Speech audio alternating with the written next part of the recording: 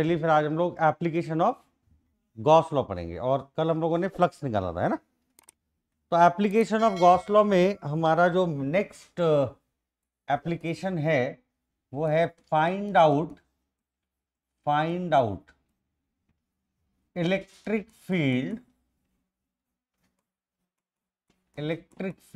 हमें electric field पता करना है ड्यू टू सॉलिड स्फीयर, और सेम आंसर आता है फॉर कंडक्टिंग शेल भी, बराबर है। तो सॉलिड स्फीयर का कैसे पता करेंगे आओ देखते हैं। तो लेट्स सी कि हमारे पास में एक सॉलिड स्फीयर है, एक सॉलिड स्फीयर बना लेते हैं, ठीक है। और इस सॉलिड स्फीयर को बनाने के बाद इसका रेडियस हम लोग ले लेते हैं,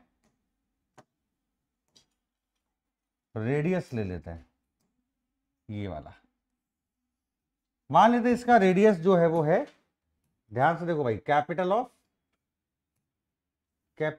ऑफ आर है।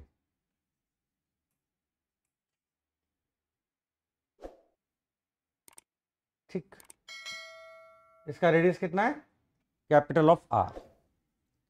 और इस कैपिटल ऑफ आर से हम लोगों ने सीधा एक लाइन ड्रॉ किया, और इस लाइन ड्रॉ करने के बाद मान लीजिए मुझे इस वाले पॉइंट पर एक इलेक्ट्रिक फील्ड पता करनी है। बहुत बढ़िया। वैसे तो हमने इलेक्ट्रिक फील्ड बाकी भी देखा है, जैसे रिंग की वजह से, डिस्क की वजह से, बराबर है। तो सबसे पहला आता है कि अगर सॉलिड स्फीयर है या कंडक्टिंग शेल है तो हम कैसे निकालेंगे, है ना। कंडक्टिंग शेल मतलब बाहर वाला कंडक्टिंग रहेगा, अंदर वाला खाली, और ये सॉलिड स्फीयर है, बराबर है। तो हमारे पास मुद्दा क्या है कि हम गॉस लॉ से अगर निकालना चाहते हैं, क्योंकि हम एप्लीकेशन ऑफ गॉस लॉ पढ़ रहे हैं, तो हमने इसको पहले तो चार्ज कर दिया, बराबर। और जब मैंने इसको चार्ज किया तो मैंने बोला कि मैंने इसको total charge capital of Q दे दिया। बहुत बढ़िया। इस कैपिटल क्यू को देने के बाद यह आपको पता है कि ऑब्वियसली सेंटर हो जाएगा, लेकिन मुझे जो निकालना है वो है स्मॉल आर, और ये है पी पॉइंट जहां पर मुझे फाइंड आउट करना है, बराबर है। मुद्दा ऐसा है कि हम जब तक अप्लाई नहीं कर सकते इसको, जब तक हम गॉस लॉ की सारी कंडीशन को वैलिड नहीं कर देते। तो जितनी दूरी पर ये पी पॉइंट है, इसके हर पी पॉइंट पर सेम फील्ड होगी। ये 100% है, क्योंकि field is only depend on Q और डिस्टेंस। तो क्यू सेम, डिस्टेंस सेम, तो इस पॉइंट पर फील्ड सेम, बराबर। तो हमने इसका क्या बनाना पड़ेगा, एक गॉसियन सरफेस बनानी पड़ेगी। तो एक गॉसियन सरफेस हम लोग यहां पर बना देते हैं, और ये जो गॉसियन सरफेस हम बनाएंगे वो क्या होगा। तो गॉसियन सरफेस अगर मैंने बनाया तो इस तरीके से हमने गॉसियन सरफेस बना दी, बराबर। और ये जो गॉसियन सरफेस है वो आपको क्या बता रहा है, वो हमें बता रहा है इस तरीके से।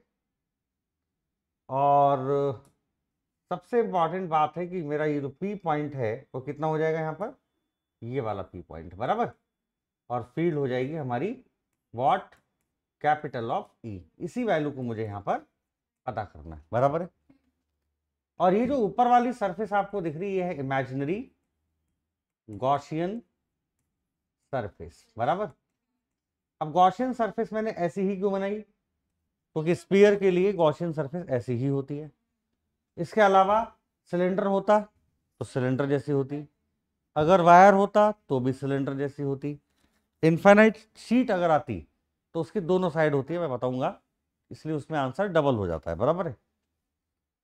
अब यहां पे अगर आपको पता करना है तो कोई दिक्कत नहीं है। लेट्स सी कि इसके अंदर जो हमने चार्ज डिपॉजिट किया है उसका सरफेस चार्ज डेंसिटी सिग्मा है, और सरफेस चार्ज डेंसिटी अगर सिग्मा है तो आपको पता है कि सरफेस चार्ज डेंसिटी होता था क्यू अपॉन एरिया।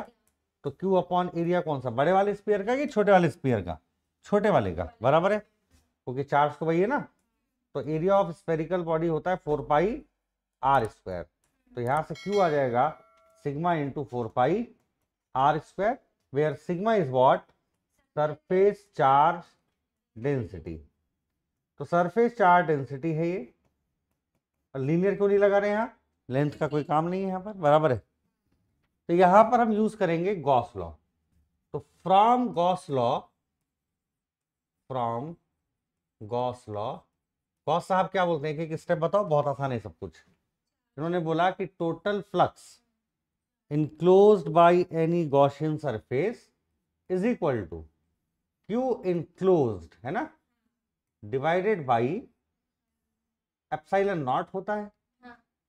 इसका मतलब क्या मैं इस phi is equal to total charge inside q है अपॉन एप्सिलॉन नॉट लिख सकता हूं? क्या मैं इस q is equal to epsilon naught into phi लिख सकता हूं? फाई मतलब इलेक्ट्रिक फ्लक्स। और आपको पता है कि एप्सिलॉन नॉट इंटू फ्लक्स, और फ्लक्स होता था लाइन इंटीग्रल क्लोज सरफेस के लिए E vector dot DS vector. Done. तो हमारे पास में ये डीएस क्या है, ये इस गॉसियन सरफेस का छोटा सा एरिया है, बराबर है। कॉमन सी बात है कि एरिया हमेशा परपेंडिकुलर टू द सरफेस होता है। अब फील्ड आउटसाइड क्यों है, क्योंकि पॉजिटिव चार्ज है, तो दोनों का डायरेक्शन अगर सेम हुआ तो थीटा हो जाएगा 0, तो cos 0 विल बी 1, बराबर है। दूसरी बात, जो डीएस यहाँ है वो डीएस यहाँ हजारों लाखों करोड़ों है, बराबर है। तो सबका इंटीग्रेशन करेंगे तभी आंसर आएगा, ऐड करते बैठेंगे तो आंसर नहीं आएगा, तो हमने इंटीग्रेट कर दिया, बराबर। तो सबसे पहला जो मुद्दा है वो ये है कि भाई अगर हम इसमें epsilon not integration E of what D S into what cos theta लिख सकते हैं, बोलो डन। तो हमारे पास आ गया एप्सिलॉन नॉट ई बाहर, कॉस थीटा बाहर, बचेगा इंटीग्रेशन ऑफ वॉट डीएस। बढ़िया है। अब अगर आपको डीएस पता करना है तो कोई रॉकेट साइंस नहीं है। कैसे? हमें पता है कि स्फेरिकल बॉडी के लिए कॉस तो 1 हो गया फिलहाल, लेकिन इंटीग्रेशन ऑफ डीएस यानी छोटे छोटे डीएस ऐड करेंगे तो इनडायरेक्टली हमें बताएगा 4 pi into small r square. बोलो डन। अरे भाई सब डीएस ऐड करेंगे तो इतना ही आएगा ना। तो हमारे पास में हमारा टारगेट क्या निकालना है, बोलो ई निकालना है। अगर ई निकालना है तो ई एक तरफ बाकी सब दूसरी तरफ।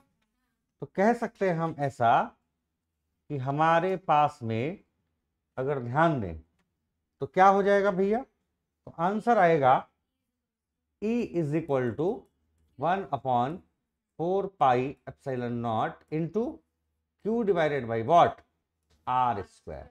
डन। इसमें से हमें पता है कि 1 अपॉन 4 पाई एप्सिलॉन नॉट के होता है जिसका वैल्यू 9 इंटू 10 की पावर 9 और एसआई यूनिट में होता ही। इसकी वैल्यू हमने देख ली। अगर मीडियम में होगा तो हमें इंट्रोड्यूस करना होगा 1 upon 4 pi epsilon naught into epsilon r q divided by r square. यानी जहां हम पता कर रहे हैं अगर वो मीडियम एयर और वैक्यूम नहीं है तो एप्सिलॉन आर को भी इंट्रोड्यूस करना पड़ता है। इन दोनों का मल्टीप्लाई एप्सिलॉन होता है, इसका मतलब परमिटिविटी इन मीडियम, और वो क्या था, परमिटिविटी इन वैक्यूम।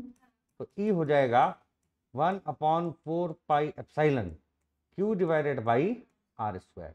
तो ये हमारे पास आ गया स्टैंडर्ड आंसर, बराबर। लेकिन इससे ना तो हमें सरफेस पे पता चला और ना ही इससे हमें अंदर पता चला, ये सिर्फ हमें बाहर पता चला। तो ये कब तक के लिए वैलिड है फॉर्मूला, जब तक small r greater than capital r रहेगा, बराबर है। यानी ये पॉइंट जो हो गया हमारा वो आउटसाइड पॉइंट हो गया। डन। बढ़िया। लेट्स सी कि अगर मुझे अब पता करना है इनसाइड और सरफेस पर तो फिर क्या होगा। Let's start. तो हम लोग क्या करते हैं कि हम फिर से एक स्फीयर बनाते हैं। अब ध्यान से अगर हम देखेंगे तो ये मेरे पास सॉलिड स्फीयर है, छोटा बना लेते हैं, और एक और हमारे पास है इस तरीके से, और इसको थोड़ा सा ऊपर कर देते हैं। और हमारे पास में इस बार ये वाला क्या था, बोलो भाई, कैपिटल ऑफ आर। ये था हमारे पास स्मॉल आर, ये वाला पॉइंट पी, और ये एरिया डीएस, फील्ड हमारी ई, और ये हमारा चार्ज है, बराबर है। कैपिटल ऑफ क्यू से सरफेस आर डेंसिटी सिग्मा है। और सबसे इंपॉर्टेंट बात है कि अगर ये चार्ज है तो हमारे पास हमने पढ़ा था कि sigma equal to Q divided by 4 pi capital are square. तो Q is equal to sigma into 4 pi capital are square होगा। अब मुद्दा क्या है कि अगर आप ध्यान से देखें तो हमने आउटसाइड पॉइंट पर फील्ड का आंसर निकाला 1/4 पाई एप्सिलॉन नॉट, बराबर है। वैक्यूम की बात करते हैं हमेशा, तो q divided by what, small r square, सही है। अगर मैं यहाँ पे क्यू को रिप्लेस कर दूं तो आंसर आएगा E equal to 1/4 pi epsilon naught, q का मतलब sigma, into 4 pi capital are square by small r square. 4 pi get cancel out. और अगर ये 4 पाई कैंसिल हो गया तो बचेगा E is equal to sigma upon epsilon naught capital are upon small are का होल स्क्वायर। तो ये आंसर आ गया फॉर व्हाट, ये हमारा आंसर आया फॉर सिग्मा के टर्म्स में आ गया ये। अच्छा, यहां पर भी हम कहां निकाल सकते हैं, अब हमारे पास कैपिटल आर भी है और स्मॉल आर, तो कोई भी हो सकता है, बराबर है। तो अगर आउटसाइड पॉइंट है तो स्मॉल आर की वैल्यू पुट कर दो, कैपिटल आर पुट कर दो, सिग्मा पुट कर दो, आंसर आ जाएगा। अब हम चलते हैं कि मान लो अगर आपको इसी का आंसर सरफेस पे निकालना है, ये दोनों के लिए वैलिड है ना, ये पूरे फॉर्मूले किसके लिए, सॉलिड स्फीयर और कंडक्टिंग शेल, ठीक है ना, हॉलो स्फीयर ही बोल सकते हैं। बट कंडक्टिंग मतलब मेटल वेटल का होना चाहिए, है ना। सरफेस पर अगर देखें तो सरफेस पर कैपिटल आर और स्मॉल आर कैसा हो जाएगा, सेम। अरे भाई ये पॉइंट यहां पहुंच जाएगा, ये पॉइंट यहां पहुंच गया, तो ये जो आर दूरी है जहां पता करते हैं वो आर होती है, ये फिक्स है, तो ये कैपिटल आर हो जाएगा। वेरिएबल क्या है इसमें, स्मॉल आर की कैपिटल आर, स्मॉल आर। तो सरफेस पे अगर आप देखोगे तो कॉमन सी बात है कि यहां से ये दोनों की वैल्यू सेम हो जाएगी, तो आएगा sigma upon epsilon not bracket capital are upon capital R, और ये दोनों कैंसिल, तो आंसर आया सिग्मा अपॉन एप्सिलॉन नॉट। और अगर हमें इनसाइड पॉइंट पर देखना है, बराबर, तो मैंने आपको पढ़ाया था कि electric lines of force never pass through conductor, बराबर है, अंदर से पास नहीं होती हैं, बराबर है, कभी भी नहीं, it only pass from dielectric medium और इंसुलेटर। तो इसका मतलब है कि इसके अंदर कोई इलेक्ट्रिक फील्ड नहीं होगा, बराबर है, तो अंदर कुछ नहीं होगा, तो अंदर कुछ भी नहीं है, सरफेस पर इतना है। और ऑब्वियसली बात है कि आउटसाइड पॉइंट पर इससे भी निकाल सकते हैं और आउटसाइड पॉइंट पर इससे भी निकाल सकते हैं, बराबर है, समझ में आया। इसका ये मतलब हुआ कि अगर इनसाइड पॉइंट पर जीरो है, सब देख लिया, तो क्या हम इसका ग्राफ बना सकते हैं, तो बिल्कुल बना सकते हैं। लेट्स सी हमारे पास ये 4 स्फीयर है और हमारे पास में ये वाला, ये हमारे पास चार्ज्ड है और ये हमारे पास में गॉसियन वाला है, बराबर है। और अगर ये गॉसियन वाला है तो फिर क्या करें, तो कॉमन सी बात है कि यहां पर हम ग्राफ बनाने के लिए लाइन खींच देते हैं। आपको पता है ये रेडियस कैपिटल आर, यहां पर ये बना देते हैं हम x axis, sorry y axis, ये वाला बना देते हैं रेडियस पी पॉइंट, और ये हमारा हो गया एक्स एक्सिस। तो this is what, x axis है ना, ये वाला वाई एक्सिस। तो यहाँ पर मैं लिख रहा हूँ, यहाँ पर आर को रिप्रेजेंट कर देते हैं, यहाँ पर इलेक्ट्रिक फील्ड को रिप्रेजेंट कर देते हैं, बराबर है। और आपको पता होना चाहिए ये वाला जो दूरी है ये है कैपिटल ऑफ आर, बराबर, और यहां से लेके यहां तक का जो दूरी है ये व्हाट, स्मॉल आर, और ये हमारा हो गया इलेक्ट्रिक फील्ड, बराबर है, डन। तो कॉमन सी बात है कि अगर मैं यहां पर एक लाइन और ड्रॉ कर दूं इस तरीके से, तो आप देखेंगे कि अगर मैं यहां पर इसका वैल्यू देखूं, यहां पर ओरिजिन पर, तो ओरिजिन पर कितना है, तो इनसाइड पर मैंने बताया था कि 0 होता है। इसके अलावा जब तक ये अंदर तक रहेगा तब तक भी 0 ही रहेगा, हाँ या ना। तो अगर अंदर तक रहेगा 0 तो मुझे इसको मिलाना पड़ेगा, बराबर है। तो कॉमन सी बात है कि यहाँ पर कोई ग्राफ बनाने की जरूरत नहीं है, तो ग्राफ स्टार्ट होगा सरफेस से। तो सरफेस पर तो हमारा आंसर था, बराबर है, 0 नहीं था, सरफेस पे था सिग्मा अपॉन एप्सिलॉन नॉट, है ना। इसके अलावा फिर फिर धीरे धीरे हमने देखा कि सर इनसाइड 0, तो सेंटर पे भी कितना 0, सरफेस पे कितना तो sigma upon epsilon naught. But अगर आउटसाइड पॉइंट पर देखा तो वो आएगा 1/4 pi epsilon naught Q upon R square. तो क्या आउटसाइड पॉइंट पर it is directly proportional to 1/R square. तो कैमन सी बात है कि इसके बाहर जब भी आप बाहर जाएंगे तो ये रेक्टेंगुलर हाइपरबोला से स्लिपरी हो जाएगा, बराबर है। और यहाँ पे कोई ग्राफ बनाने की जरूरत नहीं है, समझ में आया। ये वैल्यू कितनी हो जाएगी फिर, क्या आएगा सिग्मा अपॉन एप्सिलॉन नॉट, बराबर है। और ई इनसाइड हमेशा कितना होता है 0, और यहाँ जो फील्ड होगी वो directly proportional to 1/R square. समझ में आया, आसान है, बढ़िया। तो कहने का मतलब है कि भैया ई हमारे पास 0 है कहां पर, इनसाइड पॉइंट पर, बराबर है। तो सेंटर पे भी 0, sigma upon epsilon not surface पर, और हमने बाकी सब निकाल दिया, बराबर है। इस फॉर्मूले को एक और भी लिख सकते हैं आप, that is what, outside point पर क्या था, निकालना चाहे तो निकाल लो, sigma upon epsilon not bracket capital are upon small are का होल स्क्वायर। इससे भी आप आउटसाइड पॉइंट पर निकाल सकते हैं, बराबर है जमा। अब हम लोगों ने ये ग्राफ बनाने के बाद आगे देखना है फॉर नेक्स्ट व्हाट, सिलेंडर या फिर infinite line wire. So let's start कि अगला डेरिवेशन है कि find out electric field due to infinite line charge. Infinite line charge मतलब कोई हमारे पास वायर है और उस वायर में मैंने चार्ज दे दिया, और उसके आउटसाइड पॉइंट पर मुझे क्या पता करना है, electric field using Gauss law. बहुत आसान। तो सबसे पहला है कि चलिए हम लोग एक वायर बना लेते हैं, बराबर है। तो जब मैं इसमें वायर बनाना चाहूंगा तो फिर कैसा बनेगा, तो वायर बना लेते हैं भैया, ये लो वायर बन गया, और इस वायर को मैंने यहां पर चार्ज दे दिया। लेट्स सी कि मैंने यहां पर पॉजिटिव चार्ज दे दिया। अच्छा, बार बार पॉजिटिव ही क्यों दे रहे हैं, नेगेटिव क्यों नहीं दे रहे, दे सकते हैं, लेकिन हमें इधर सॉल्व करना पड़ेगा सब। अरे इन्वर्ट आ जाएगा ना, इसके लिए आउटसाइड हो जाएगा ये वाला पॉइंट।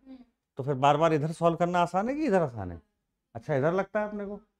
तो हमारे पास में और कोई रीजन नहीं है भाई। तो हमारे पास में अगर मुझे यहां पर मान लो कि कुछ आर दूरी पे जाके इलेक्ट्रिक फील्ड पता करनी है, बराबर है।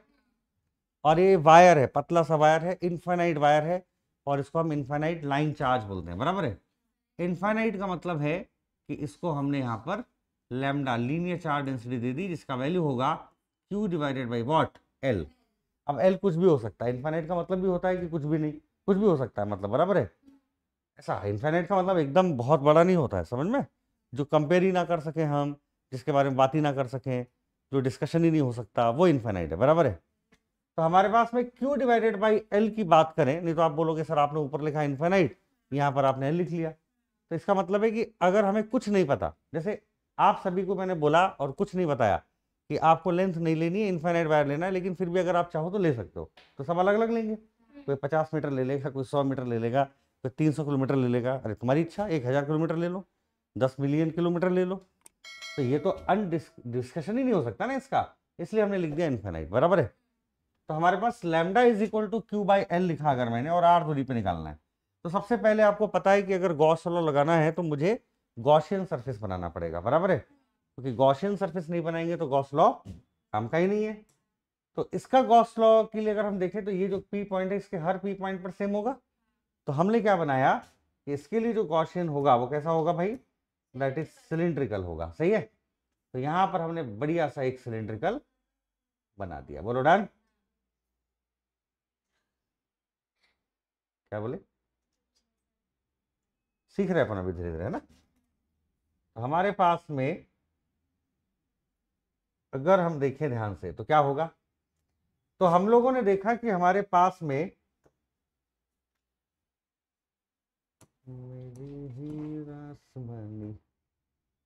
तो क्या होगा, यहां से मान लो इसका जो दूरी है, बराबर है, वो है स्मॉल r, और स्मॉल r के बाद ये जो पॉइंट है ये क्या हो जाएगा P, तो इसका छोटा सा एरिया क्या ले लेंगे, ds, प्लस की वजह से आउटसाइड, बराबर है। ds का भी सामने ही होगा क्योंकि ds का डायरेक्शन हमेशा कहाँ होता है, आउटसाइड ही नहीं होता, बोलते परपेंडिकुलर टू द सरफेस होता है। तो ऐसे इसके जितने ds होंगे, इधर इधर इधर जितने ds होंगे, सामने पीछे, 3D है ना, बॉटल जैसा ही, तो ये बॉटल जैसा ही तो है, यही तो सिलेंडर है, इसके अंदर मैंने इसका एक वायर डाल दिया बस। तो यहाँ पर आप देखेंगे ये ds है, ये ds है, ये ds है, ये ds, सब ds है इसमें, बराबर है। तो इसके हर जगह पर फील्ड सेम हो गया, यही तो है सिलेंडर। तो मैंने क्या किया, यहाँ पर पुरानी कहानी याद कर लिया। अब पुरानी कहानी क्या है, तो पुरानी कहानी है कि अगर मुझे यूज करना है गॉस लॉ, तो फ्रॉम गॉस लॉ, ये जो आपको दिख रहा है ये क्या हो जाएगा, that is what, Gaussian surface हो जाएगी, बराबर है। जहां लैम्डा इज इक्वल टू है क्यू बाई एल। आप बोलेंगे सर स्मॉल क्यू क्यों लिया, पिछली बार आपने कैपिटल क्यू लिया, कोई रीजन नहीं है, बराबर है कि नहीं। आप चाहो तो कैपिटल क्यू ले लो, कुछ भी हो सकता है ना चार्ज, तो क्यों हो सकता है यहाँ पे, क्या फर्क पड़ता है। फ्रॉम गॉस लॉ बोलो क्या है ये, कि total flux is equal to, है ना, enclosed by Gaussian surface always equal to Q enclosed divided by epsilon naught होता है, बराबर है। epsilon naught is what, permittivity in vacuum। तो हमारे पास में enclosed चार्ज कितना है, Q अपॉन epsilon naught, बराबर है। तो हमें अगर Q अगर लिख दूं मैं इधर, तो फाई इंटू epsilon naught। अब यूनिफॉर्म बॉडी है तो फाई को लिखेंगे हम इंटीग्रेशन क्लोज सरफेस में, बराबर है। कितना, ई वेक्टर डॉट, अरे हर बार वही करना है, सिर्फ कहाँ चेंजेस आएगा बताओ, चेंजेस आएगा वो सिर्फ एरिया में। तो हमारे पास आ जाएगा Q is equal to epsilon naught, और यहां पर E ds cos of theta. अच्छा फिर से कॉस थीटा कितना है बोलो, 0, क्योंकि थीटा 0 तो कॉस 0 कितना, 1 हो जाएगा, बराबर है। अब ऐसे भी 0 नहीं हो सकता, 0 हो जाएगा तो आंसर 0 आ जाएगा ना, तो फिर निकाल क्यों रहे। तो Q is equal to epsilon naught E cos of theta integration of what, ds। Cos theta हो गया कितना, कॉस थीटा हो गया हमारा 1, बचेगा इंटीग्रेशन ऑफ ds। अगर मान लेते हैं कि भाई साहब का जो लेंथ है वो L है, तो कॉमन सी बात है कि हमारे पास हो जाएगा Q is equal to epsilon naught E into area of ds, यानी पूरे सिलेंडर का। तो पूरे सिलेंडर का कितना होता है बोलो, 2 पाई r, है ना, इंटू वॉट, L। सही है गलत है, सही है गलत है, अरे बोलो, अरे सही है ना, 2 पाई r इंटू L। तो हमारे पास कितना हो जाएगा, तो Q is equal to epsilon naught into E into 2 pi r into what, L। तो हमें क्या निकालना है, अरे वॉल्यूम नहीं लिख रहा हूं मैं, समझ में, हम सरफेस एरिया लिख रहे हैं ना। तो सरफेस एरिया लेंगे तो क्या आएगा, 2 पाई r इंटू L। तो हमारे पास कितना, E is equal to what, Q upon 2 pi epsilon naught r into L। अगर लैम्डा के टर्म्स में नहीं, क्यों, क्योंकि इनफाइनाइट लाइन चार्ज है, तो हमें पता है कि Q को रिप्लेस कर सकता हूं मैं। यहाँ पर क्या लिखा है, यहाँ पर लिखा है Q is equal to lambda into L, है ना। तो lambda into L upon 2 pi epsilon naught r into what, L। L से L cancel, we have answer lambda upon 2 pi epsilon naught into r। ठीक है, तो अब आप किसी भी पॉइंट पर, अब इनसाइड विनसाइड का काम नहीं है, ये तो वायर है, बराबर है। तो ये सिलेंडर नहीं है, लेकिन सिलेंडर का भी एक्सप्रेशन सेम ही आएगा, बस सिलेंडर के बाहर एक और गॉसियन सिलेंडर ही बनाना पड़ेगा। फिर से वही कहानी, अगर सॉलिड सिलेंडर है तो अंदर के अंदर कितना हो जाएगा, 0, सरफेस भी निकाल सकते हैं और उसके बाद में बाहर भी निकाल सकते हैं। तो हमारे पास में लेकिन यहाँ अंदर वगैरह का कोई काम नहीं है, समझ में, ये तो वायर है, बराबर। तो हमने यहाँ पर निकाल लिया lambda upon 2 pi epsilon naught into r। अगर आपको मालूम है कि इलेक्ट्रिक फील्ड अगर वेक्टर क्वांटिटी है, तो आप एक काम और छोटा सा कर सकते हैं कि इसको वेक्टर फॉर्म में लिख सकते हैं, सही है। तो वेक्टर फॉर्म में अगर आप इसको लिखते हैं तो सिर्फ क्या हो जाएगा, डायरेक्शन फिलहाल मुझे पता है हमेशा आउटसाइड होगी पॉजिटिव चार्ज की वजह से, तो उसके लिए हम अलग से बार बार इसलिए निकालते नहीं। यहाँ पे आपने देखा होगा डायरेक्शन के ऊपर ज़्यादा फोकस नहीं है। क्यों नहीं है, क्योंकि आपको बहुत अच्छे से पता है कि हमेशा फिक्स डायरेक्शन है, बराबर है, कोई एंगल वेंगल का काम नहीं है, तो ये आ जाएगा। यूनिट वेक्टर लिख दो तो आंसर आ गया, बराबर है, तो कोई फर्क नहीं पड़ता है। डायरेक्शन किधर है यूनिट वेक्टर का? Outside of the infinite line charge. मजा आ गया? समझ में आया नहीं आया? कितना शानदार है सब कुछ। लेकिन अगर ये सॉलिड सिलेंडर कर देंगे तो कर पाएंगे क्या आप इसको?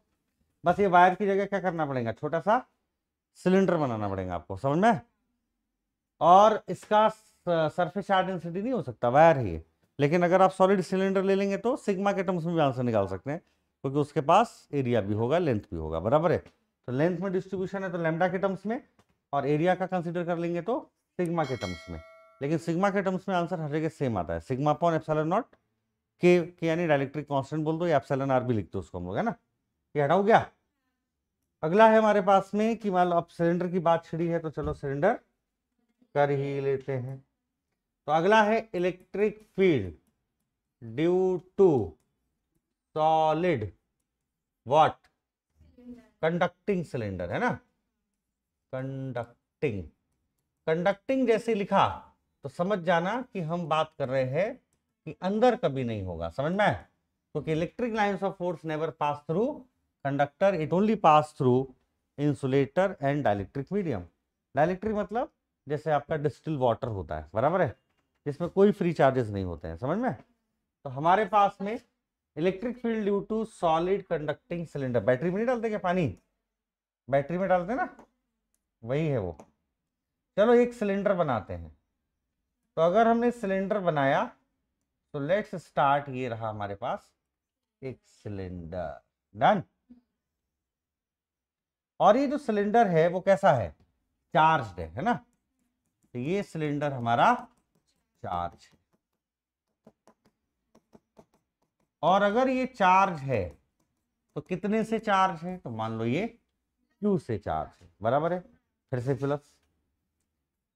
और इसका जो रेडियस है, इसका जो रेडियस है वो भी ले लेंगे, और वो हो जाएगा कैपिटल ऑफ R, बराबर है।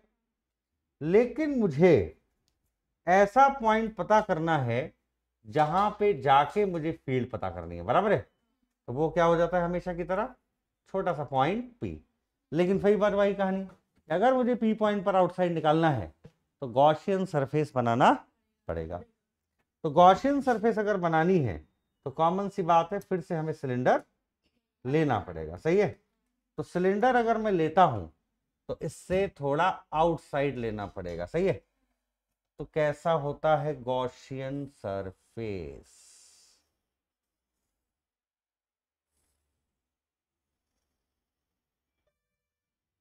ये हो गया चमत्कार। एंड दिस इज व्हाट, इसको बताता हूं क्यों बनाया, ठीक है। अब यहां पर आइडेंटिकली हमारे पास में क्या मुद्दा है, देखो। तो हमारे पास में क्या है मामला, ये हम लोगों ने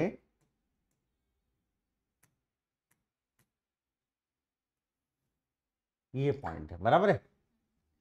तो ये जो पॉइंट आपको दिख रहा है ये कौन सा हो जाएगा, स्मॉल r, और इसका रेडियस कैपिटल R, और इसका बाकी तो सब ठीक है, और लेंथ मान लेते हैं L, ठीक है।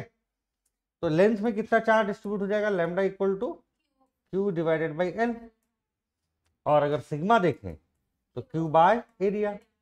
तो एरिया चार्ज सिलेंडर का लेते हैं कि हमेशा अनचार्ज वाला, गॉसियन चार्ज वाला? तो चार्ज वाले का अंदर वाला है ना, तो चार्ज का हो जाएगा कितना, कितना 2 पाई कैपिटल R, और लेंथ उसका है L, बराबर है, दोनों का लेंथ L है, बराबर। मतलब जितना लेंथ का ये है उतना ही लेंथ हमने इसका लिया है, समझ में आया? अब आप बोल रहे हैं कि सर ऐसा क्यों बनाया? ऐसा इसलिए बनाया मैंने क्योंकि मुझे सिमेट्रिकल पॉइंट्स चाहिए। अगर मैं ऐसा बनाऊंगा तो मुझे सिमेट्रिकल नहीं मिलेगा। मैंने क्या किया कि R पॉइंट पर जाके हमने इमेजिनरी ऐसा ऐसा जगह पर पॉइंट मिलेंगे ना। अरे भाई ये पॉइंट है ना मेरा, यहाँ थोड़ी ना पॉइंट है, ये वायर भी नहीं है। तो एक्चुअली यहां बनाएंगे तो हमें ऐसा इमेजिनरी बनाना पड़ेगा ना, सिलेंड्रिकल शेप, गॉसियन का, ऐसा।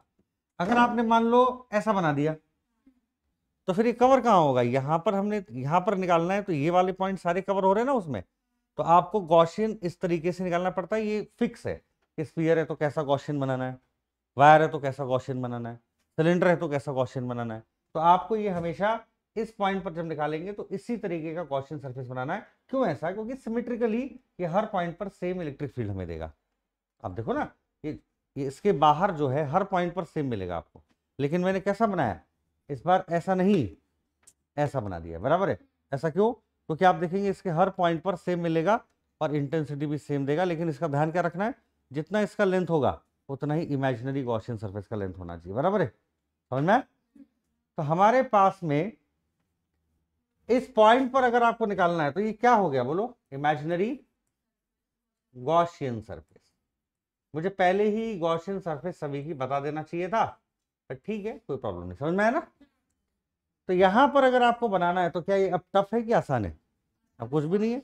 अब तो क्या यूज करेंगे, सिंपल गॉस लॉ यूज करेंगे, बराबर। तो अगर आप सिंपल गॉस लॉ यूज करना चाहते हो तो हम लोग क्या करेंगे अभी यहां पर, तो हम लिखेंगे फ्रॉम व्हाट, गॉस लॉ।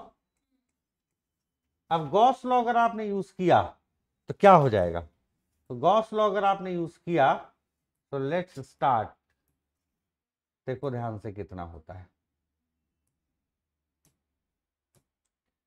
तो गॉस लॉ क्या है भाई, total flux equal to Q enclosed बराबर and divided by epsilon not. आसान है ना सब। अब तो यहां पर क्या हो जाएगा अभी, तो क्यू इनक्लोज तो आपको पता ही है क्यू है, एप्सिलॉन नॉट, और यहां से हम हो जाएगा Q is equal to phi into epsilon naught. तो फाई आपको पता है कितना होता है, इंटीग्रेशन एप्सिलॉन नॉट, और फिक्स सरफेस है तो क्लोज कर दिया उसको, इसका मतलब ना फिक्स कोई भी क्लोज सरफेस है ना, लिमिट लगा दी, ऐसे समझ लो। तो हमारे पास में E vector dot ds vector, done.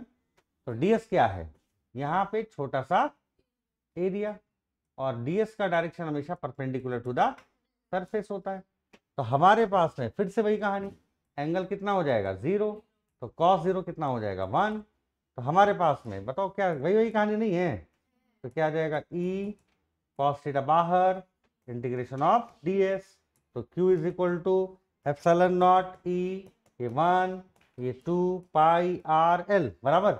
तो E हो जाएगा Q divided by 2 pi R L बराबर इंटू एप्सिलॉन नॉट। तो Q को लिख सकते हैं lambda into L, 2 pi R L epsilon naught, L L cancel, तो E equal to lambda upon 2 pi R into epsilon naught. सही है।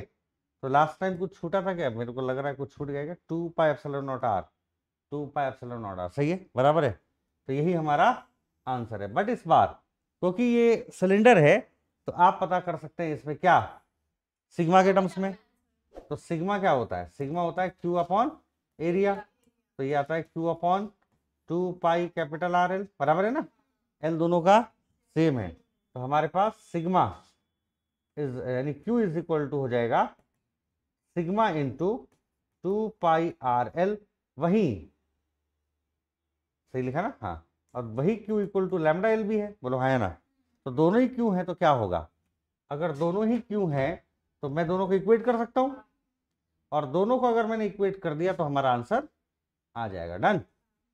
तो कितना आएगा, तो हमारे पास आंसर आ जाएगा, बोलो भाई, sigma into 2 pi capital R L और lambda into L L L, तो सिग्मा आ जाएगा कितना, लैम्डा अपॉन, सही है क्या, सिग्मा क्या गैप करें, लैम्डा कर देते हैं ना, क्योंकि कॉमन सी बात है मेरे पास, तो ये सिग्मा के टर्म्स में तो निकालना है, तो मैं क्या करूंगा, लैम्डा इज इक्वल टू लिखूंगा सिग्मा इंटू 2 पाई आर जमा।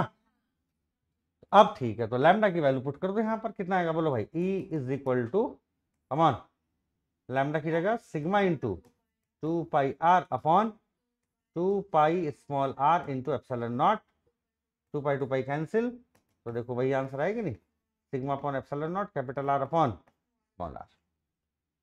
ठीक है, फिर से वही कहानी, अगर कंडक्टिंग है तो इनसाइड कितना हो जाएगा, तो इनसाइड हो जाएगा हमारे पास व्हाट 0, और आउटसाइड पे हमें पता चली गया, स्मॉल आर की वैल्यू पुट कर दो, कैपिटल आर की वैल्यू पुट कर दो, आंसर आ जाएगा। डन।